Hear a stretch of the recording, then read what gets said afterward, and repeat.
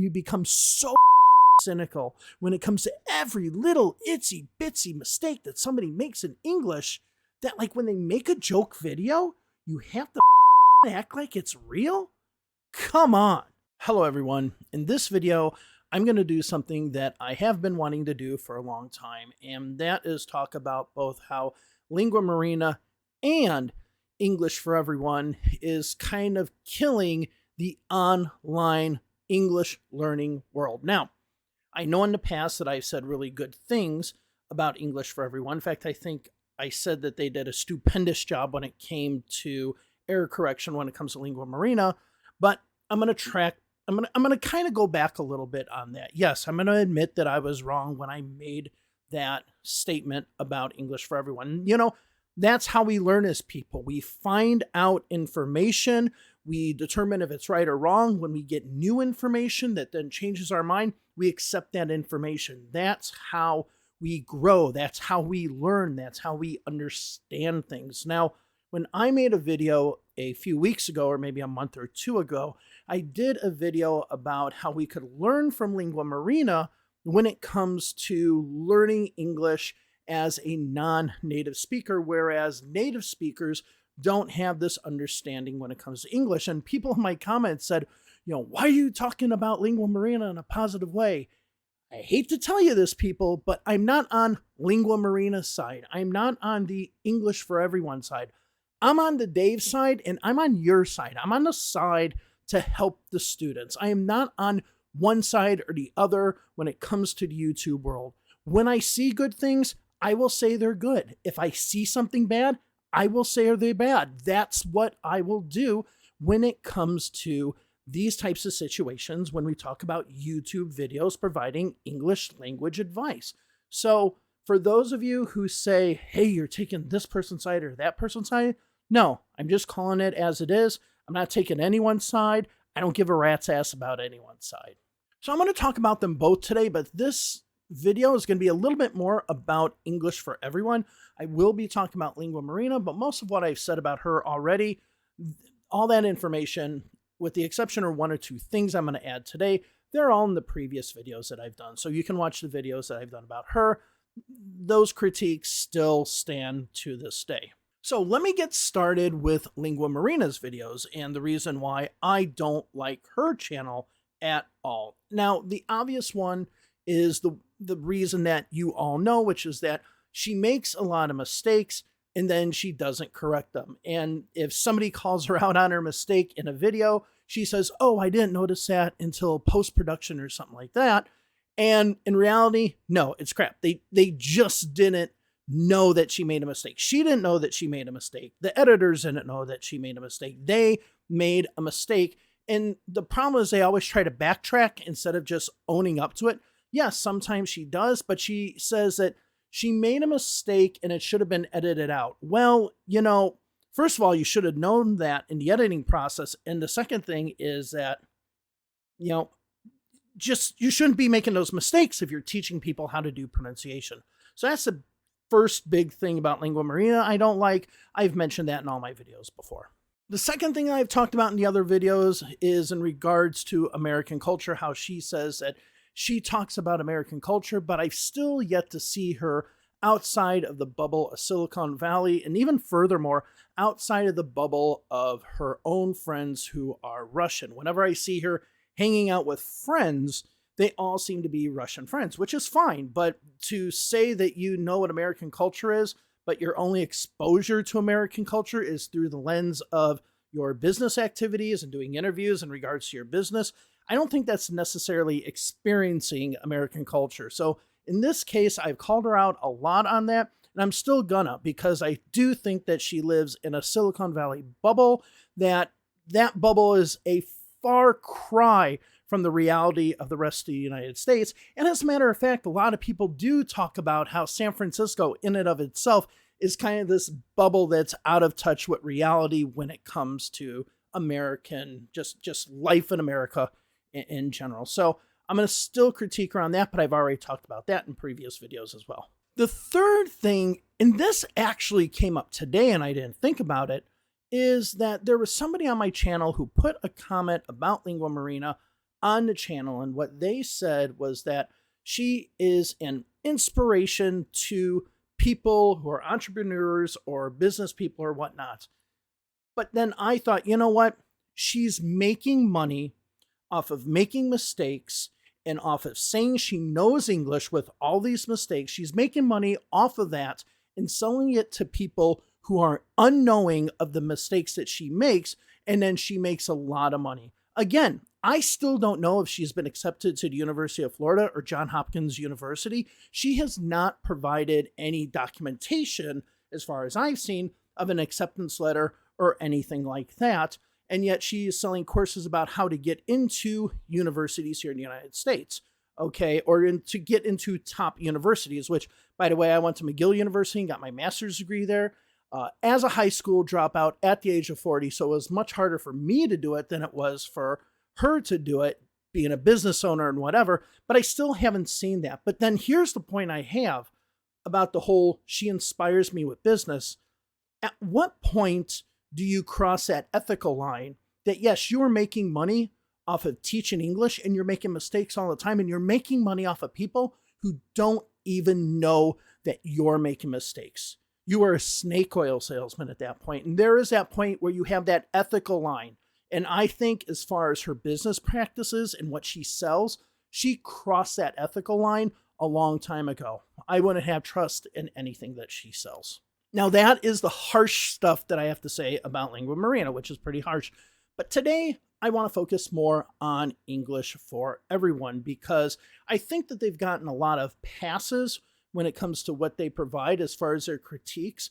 But I went ahead and looked into the videos that they have done, and I'm starting to get a little bit more of a clearer picture when it comes to English for everyone. And I want to delve into that today and talk about why I think that English for everyone is really not helping at all.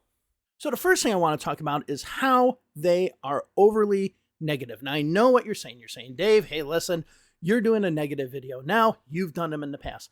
That's true.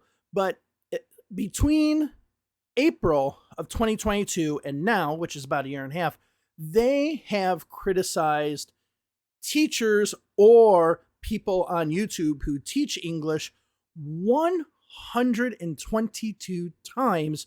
And I don't think that that's going to slow down. So that's in a year and a half. Now, some of those have two of the people in the same videos, but it's been 122 times. Now, on my channel, I try to point out the negatives and the bad things, but I also try to point out the positives. That's why I did the in English video and interview. That's why I just did the English fluency journey one. That's why I said English is the best channel that I've seen. I try to give you objective looks at these channels that are out there to help you with your English learning. Guess how many positive videos that English for Everyone has when it comes to looking at other people on YouTube and saying that they provide good advice? Guess how many there are? Zero. Right, there are no videos. They have no videos on their channel where they say, hey, you know what? This channel does a really good job with English, or this one is correct, or this one is right. They don't give anyone any praise. It seems to be some sort of it's them versus the world type of mentality, which is a little bit obsessive to tell you the truth. But the fact that they don't have any positive videos makes me wonder what their motive really is.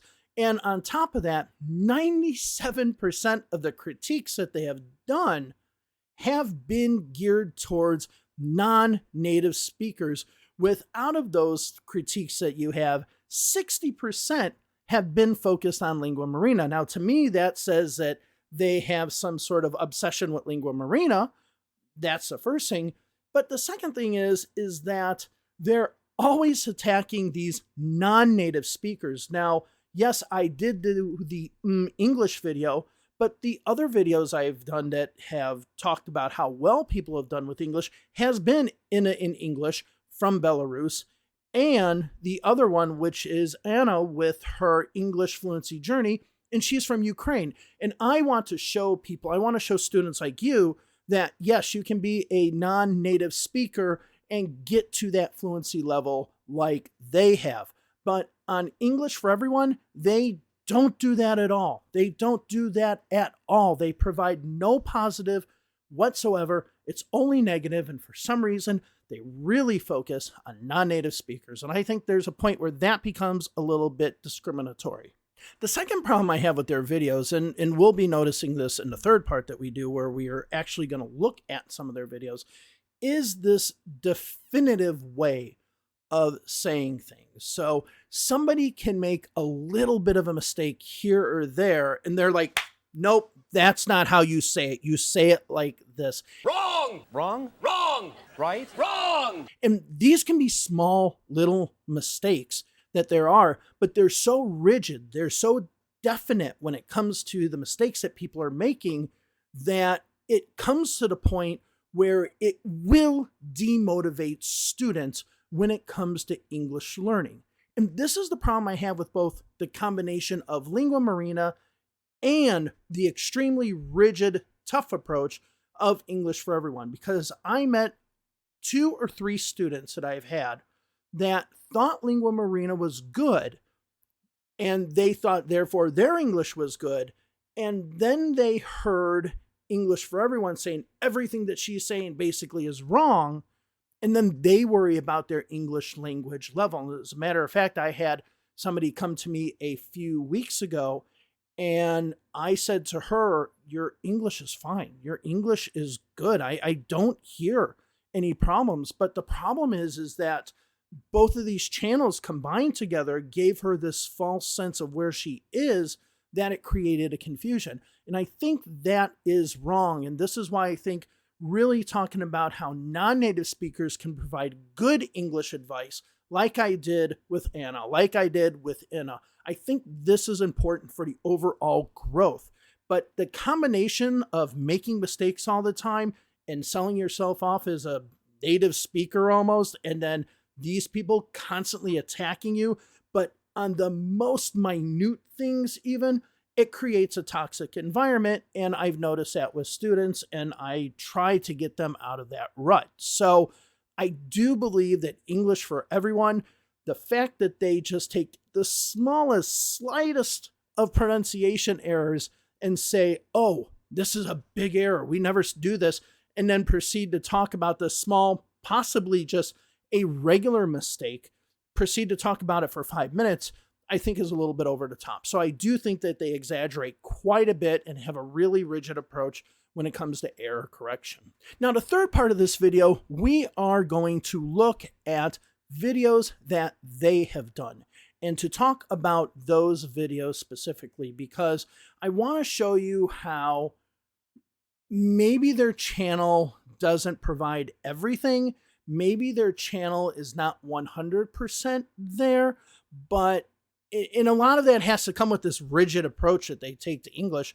But we're going to go through their videos, and I really want to show you where there are issues with their videos, so when you're watching their channel, you can kind of get a sense of where they are. So let's go ahead and start watching some of the videos. This is not correct. Or, I haven't seen him since my mom's birthday. The pronunciation of the word is not sin, sin. We have to use the long E sound and say seen, seen. Now, in this critique, they're right. She made a pronunciation mistake. There's no doubt about it. But if you look at the video, there was a sentence above that that has the same structure. I've seen. Okay, why didn't they talk about this sentence as well? Well, let's go ahead and go to the original video of this sentence and find out the reason why. I haven't seen him for 2 weeks. Or, I haven't seen him since my mom's birthday. So you can see in the second sentence, even though there's an accent to it, she pronounces it correctly in the first sentence and then mispronounces it, yes, in the second sentence. So the question is, why didn't Kevin there say, you know what? She got it right in the first sentence. She should have said it in the second sentence like she did the first sentence. Why didn't she do that? This was a perfect opportunity to show that she did make a mistake, but that she also said it correctly just a few seconds before. So why didn't they provide that information? To me, that's a little bit deceptive, making it look like she makes that error all the time. Okay, and it is a little deceptive. And this is one of the problems I have. Let's go ahead and look at the next video clip. If you're guys good in maths, I think you're going to be good in languages. I cannot say maths.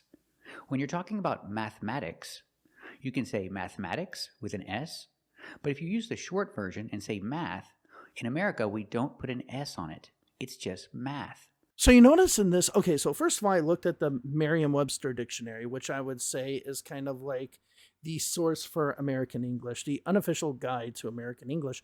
And in there, they say you can say maths, but they do say that it's chiefly British, and that is true. So maths is correct. It's just not what we use here in the United States. Now, in this video that he's critiquing, this video wasn't about, oh, this is how Americans say this, and this is how Americans say that. It was about grammar or something like that. So he had to actually say, this is what Americans say. But then he says it's wrong, but it's not wrong. You tell a British person that maths is wrong, and they're going to tell us we're wrong. And, you know, most of the people who speak English around the world will actually say maths with the S on it. And honestly, I don't know why we say math when it's a shortening of mathematics when it does have an S at the end of it. Now, I still say math, yes, but this is not a mistake. This is a preference. But he had to say that it was a mistake to go with his narrative. True, Americans don't say it, but it's not an incorrect word. It's just said in British English. Let's look at the next video. This is also not correct. Guys, some inspiration for you to come to the United States. We're now on the Hollywood Boulevard. I cannot say we're on the Hollywood Boulevard. Hollywood Boulevard is the name of the street. When we talk about names of streets, we don't use the article the. So you would say, we're on Hollywood Boulevard, not on the Hollywood Boulevard. Now, in this situation, he is wrong and right at the same time. So most of the times we wouldn't use the with a street name, but we can use the with a street name or a place or a person if we want to differentiate between what is the known of something or the popular of something, the uniqueness of one compared to another. So for example, I could say, I went to school with Bill Clinton. No, not the Bill Clinton, but Bill Clinton. So in this situation, we would never normally put the in front of Bill Clinton. But in this sentence, I'm using the. So and usually we stress the or say the in this case to indicate that we're not talking about the popular former president, but instead some guy just named Bill Clinton. Now, if she would have said, I am on the Hollywood Boulevard, that would have been absolutely correct, and he couldn't have critiqued it because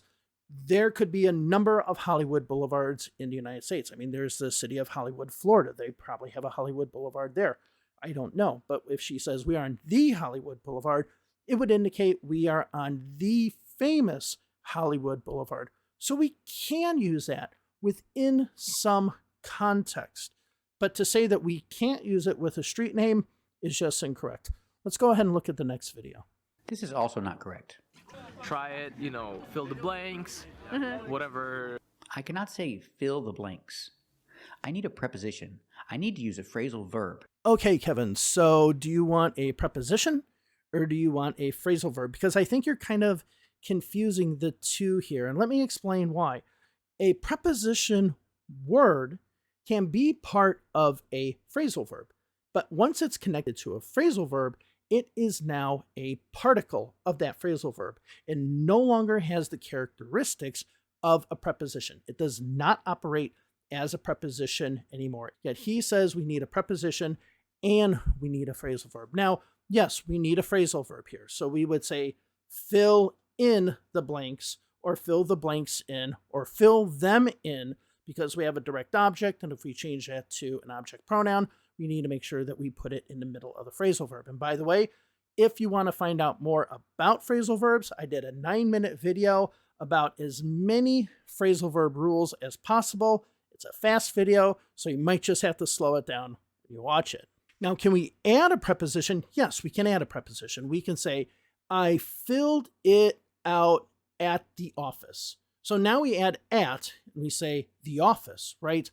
That is a preposition.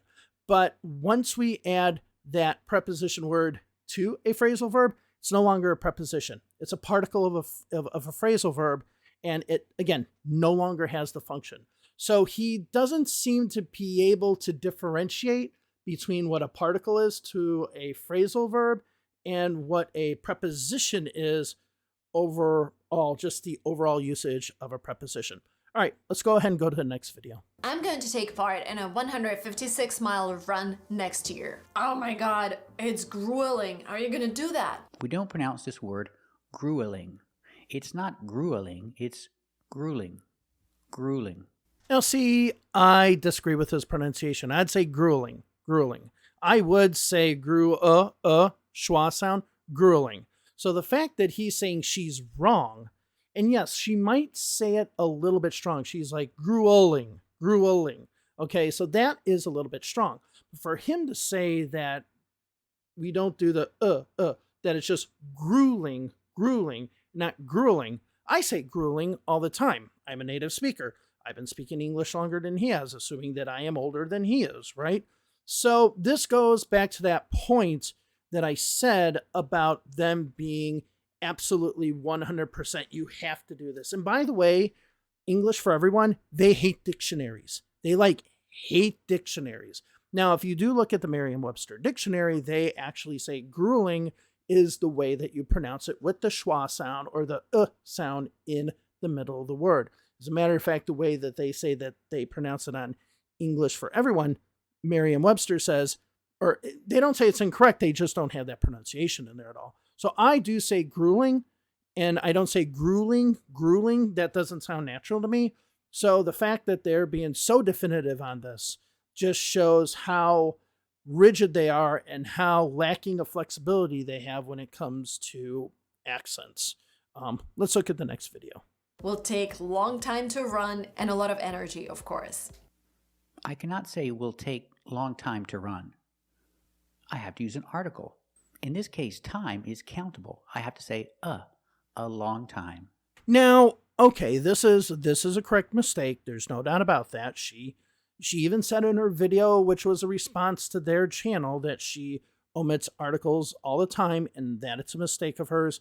But they almost do it too much that it gets to the point that I would say about 50% of the critiques they do of her videos are about articles. So yeah, they're a little bit heavy on the articles. So I guess the way that they can pump out as many videos as they can, the 100 plus videos that they have done, which by the way, they've done 60% of their videos on Lingua Marina, which is like 74, 75, 79 or something like that of the videos. I guess the way for them to keep churning out those videos is by just attacking her articles all the time. They are mistakes. I'm not going to deny that. They are mistakes. There's no doubt about that.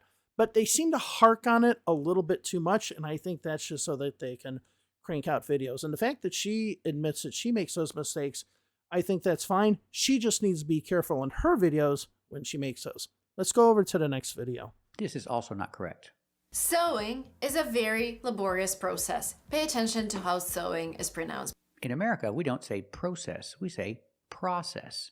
Now again, this is a video where she wasn't talking about an American accent, and the word process is correct in most of the English-speaking world. As a matter of fact, it's almost like America is the only one that doesn't say process. In fact, when I went to Canada and went to McGill University, they said process. We're pretty much the only ones that say process.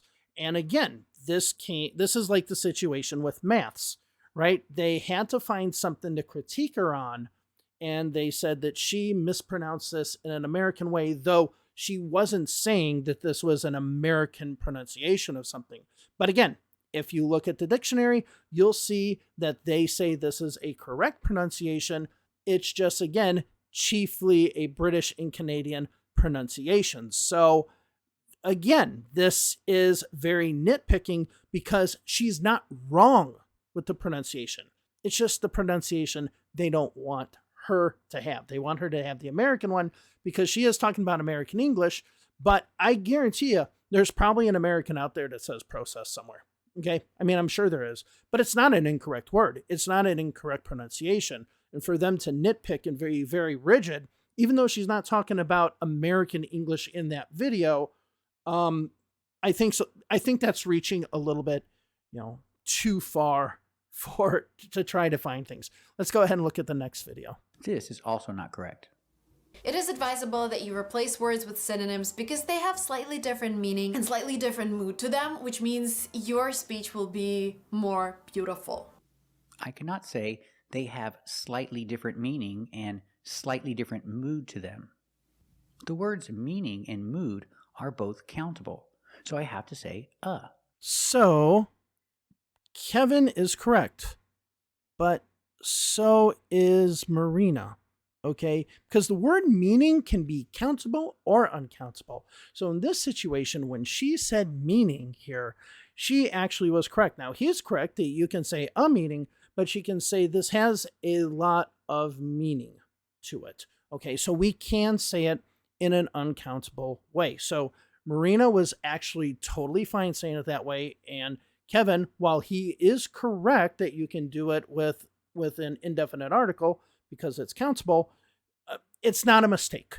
So it's not a mistake here. This is a situation where, like with the pronunciation of grueling, saying that it's a mistake, it's not a mistake. Now, on the other hand, mood is countable, and you should have with mood there. So he is correct there. But when it comes to the other one, what was it? Meaning? Yeah, it's both countable and uncountable. So both are right in this situation. They were wrong to critique her on this. Let's go ahead and go to the next video. Maybe they eat ramen every single Saturday, but this doesn't require a skill. Ramen? If I hear the word ramen, I think of this, because these are rams. The animal is a ram. And what are they doing? They're ramming their heads together. Now, this is another situation where I think Kevin is just getting nitpicking as well. That, she said maybe more of an sound when it came to ramen. Okay. She might have said more of an ramen. She might have said it a little bit more, but to say that she said it as ramen, like he's saying, no, she didn't say it that strong.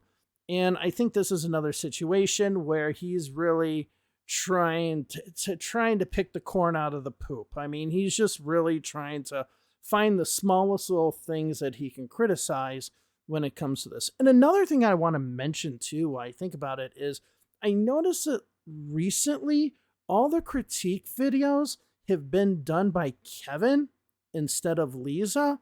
Does that have to do with him being a native speaker and her not being a native speaker? And then does this go back to what I mentioned before about how, they really go after non-native speakers? I don't know. Okay, and then let's go to the last video I have in this video. Let's go ahead and take a look at it. First, this is not correct. Today, I wanted to eat a croissant. So I went to a place that sells croissant, and I bought a croissant. In American English, we do not say croissant. That's French. In English, American English, we say croissant. Holy fuck. That video was a joke video. So let's go. I'm going to go over to the original video, show you the whole screen, and like, it's a joke. It's a fucking joke video. Let's go and look at the original video that Marina did. Today, I wanted to eat a croissant. So I went to a place that sells croissant, and I bought a croissant. And I returned home with the croissant, and then I ate the croissant. I mean, this is purely a joke video, from the word croissant being in quotes in the title, from her having these dramatic pauses in there and overly, pronouncing them. And as a matter of fact, this is kind of a joke that they make in the United States. They go, yeah, John has come over from France and now all of a sudden he's pronouncing croissant like he's a Frenchman or something. That's kind of a joke that we always say. The fact that Kevin and Lisa, they've become so cynical that they can't even figure out a fucking joke, that they have to take a joke and actually turn it into some sort of like, oh, this is a mistake. Yeah, this is a mistake. Watch out. It's a fucking joke, people. Lighten the fuck up, for Christ's sakes, right? I mean, I like to criticize on here, and I critique, but I like to have a laugh as well. I like to throw a little bit of comedy into it and whatnot. But Jesus Christ, you've come to the point that you critique so much and you become so fucking cynical when it comes to every little itsy bitsy mistake that somebody makes in English, that like when they make a joke video, you have to fucking act like it's real? Come on. I mean, come on. And honestly, as you can tell, this pisses me off, because when something is an obvious joke, it's an obvious joke. And the fact that you just have no humor whatsoever, that's pretty shitty. That's really pretty damn shitty. All right, so that's the end of the video today. I mean, I still don't believe the joke right over their head. They just didn't friggin' get that one. But yeah, I mean, Lingua Marina has problems. There's no doubt about it. But it does come to the point where I do question the intentions of the English for Everyone channel. Like I said, this was only the first 10 videos I saw. If I wanted to spend like tons of hours going through all those videos and actually looking at what else they had to say, then I might have gotten a lot more. But they are so negative.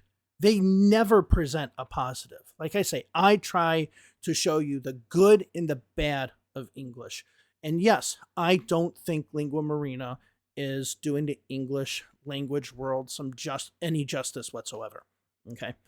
I said some, but then I changed myself to any. I wonder if they're going to make a video on that. Say I made a fucking mistake.